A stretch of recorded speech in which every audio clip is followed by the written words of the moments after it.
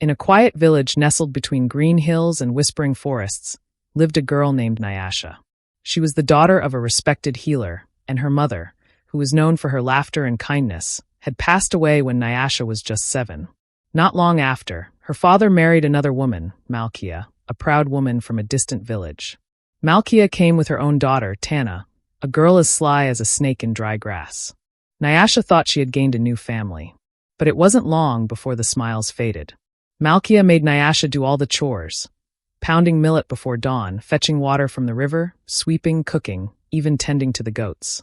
Meanwhile, Tana did nothing but braid her hair and boast about how she would marry a rich merchant. Nyasha's hands were rough, her feet blistered, and her dress was patched so many times it looked like a quilt. Villagers called her Ash Girl, for she always smelled of smoke and wore soot from the hearth. Her father? He was often away gathering herbs or treating patients deep in the forest.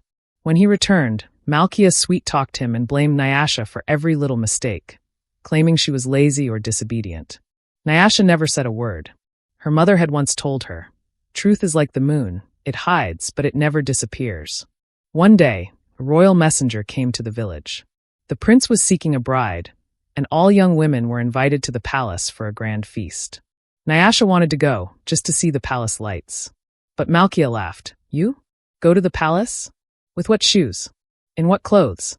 Then she locked Nyasha in the granary and left with Tana. As night fell, Nyasha wept. But suddenly, the wind stirred, and a soft humming filled the air. From the shadows stepped an old woman, cloaked in leaves and stars. "Why do you cry, child of ash?" she asked.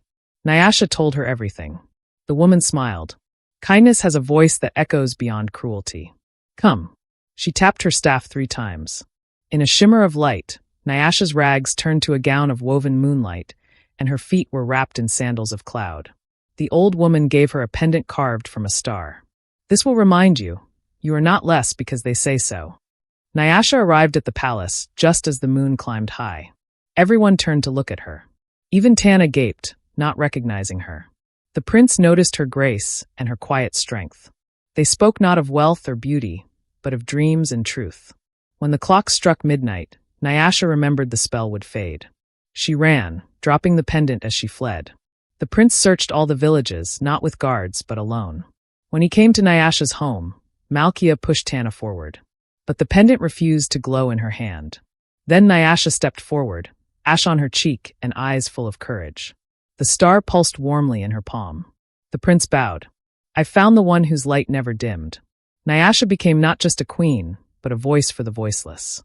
And though she forgave Omalicha and Tana, she never let them dim her star again.